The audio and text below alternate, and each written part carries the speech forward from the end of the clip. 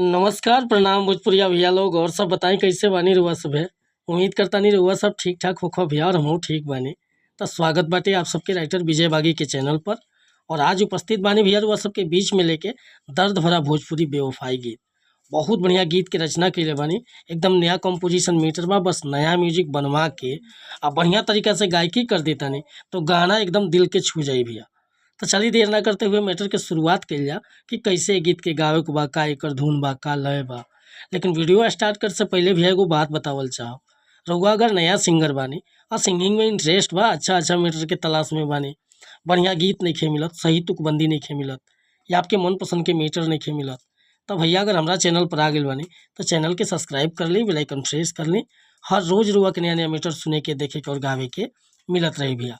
काहे कि हम हर तरह के सॉन्ग राइट करीला, हिंदी में भी, भोजपुरी में भी, ट्रैक पर भी और नया सॉन्ग भी। आ कौनो प्रकार की मीटर बेहिचक रुआ कॉल कर सकीले। नंबर हम डिस्क्रिप्शन में दे दिले बानी, बिल्कुल उचित चार्ज पर रुआ के गाना मिल जाई। चाहे नया म्यूजिक बनवा के बा तो म्यूजिक मिल जाई। आज के मीटर देखिए कैसे गावक बाटे। एगो दीवाना बड़ा भाव में कहले बा, जब दिल टूटल बा तब कि जिंदगी में जे मोर खास रहे, जेकरा पे बड़ी विश्वास रहे।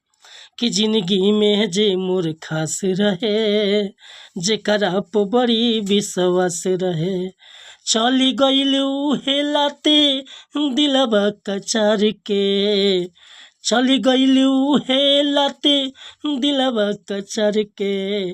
उठल भरोसा अब तो पगला के प्यार से, उठल भरोसा अब तो पगला के प्यार से। तो भैया ही मुखड़ा लेकर वह सबके बीच में उपस्थित रहनी हो, और उम्मीद करता नहीं मुखड़ा पसंद आयल होई। अगर मुखड़ा पसंद बा, फुल गीत लिखवावे के चाहता नहीं तो बेहिचक हमरा व्हाट्सअप नंबर पर संपर्क कर सकीले। व्हाट्सअप के नंबर बाटे 8874473128। कोनो प्रकार के मीटर लिखवाओ होके, चाहे नया म्यूजिक बनवाओ होके, बेहिचक रुआ कॉल या व्हाट्सअप कर सकता नहीं भैया। वीडियो पसंद आले तो लाइक करब, कमेंट करब। आ चैनल पर अगर पहली बार आए भैया तो रिक्वेस्ट बा चैनल के सब्सक्राइब कर ले। जय हिंद।